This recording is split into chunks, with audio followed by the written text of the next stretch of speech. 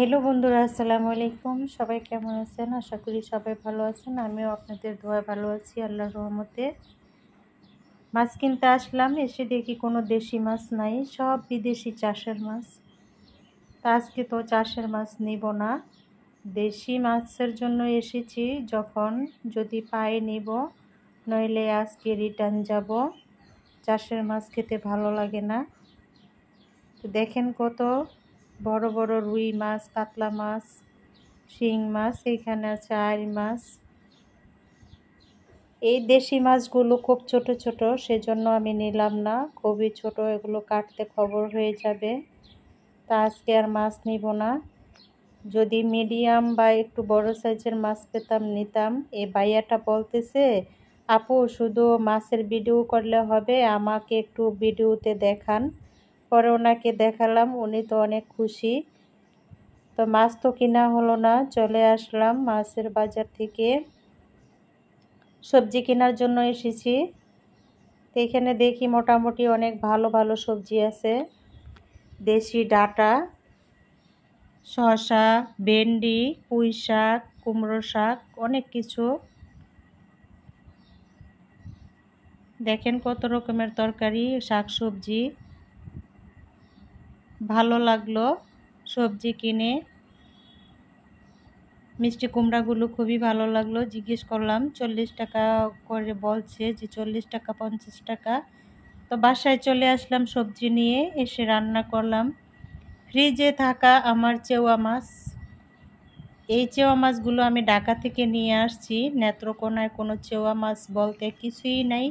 ইলিশ মাছ, চিংড়ি মাছ, চেওয়া মাছ, বড় চাপিলা মাছ, এগুলো নেত্রকোনা জেলাতে নাইকা, এদিকের মানুষ খায় না। তো আমি ঢাকা থেকে নিয়ে আসছিলাম 1500 টাকার চেওয়া মাছ, সেগুলোই আজকে শেষ হলো চেওয়া মাছ রান্না।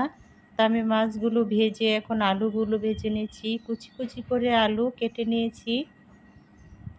যেহেতু চেওয়া মাছে অনেক তেল আছে, এত তেল খাওয়া যাবে না, একটু তরকারি দিলাম, আলু কুচি করে কেটে দিলাম।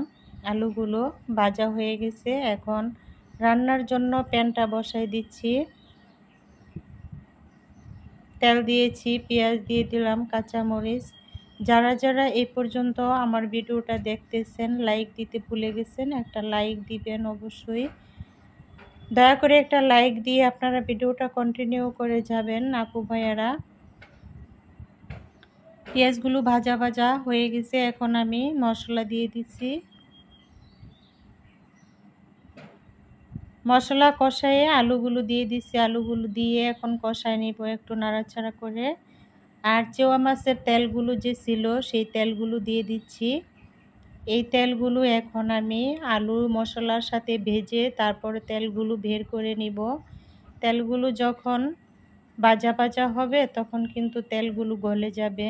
আমি সেই চেষ্টাই করতেছি, তেলগুলো গলিয়ে নিচ্ছি। অবশেষে তেলগুলো গলা হয়ে গেছে, দেখেন তেল বেরিয়েছে কিন্তু চেওয়া মাছের তেল। চেওয়া মাছ খেলে এই তেলটা দিলে অনেক মজা হয়। আর আমরা যদি আগেই চেওয়া মাছের তেলগুলো পেঁয়াজ দিয়ে ভুনা করে খেয়ে নেই, তারপরে মাছগুলো একটুও মজা হয় না তরকারি রান্না করলে। সেজন্য আমি যতটা মাছের পোটলা করব ততটার সাথে একটু একটু করে তেল রেখে দিই। তো আমি পরিমাণ মতো পানি দিয়ে দিলাম। আজকে একটা রেসিপি রান্না করব, আগের তরকারি ছিল সেজন্য। এই ভেজে রাখা মাছগুলো দিয়ে দিচ্ছি, চেওয়া মাছগুলো। এখন নাড়াচাড়া করে ঢাকনা দিয়ে ঢেকে বলক আনিয়ে নেব।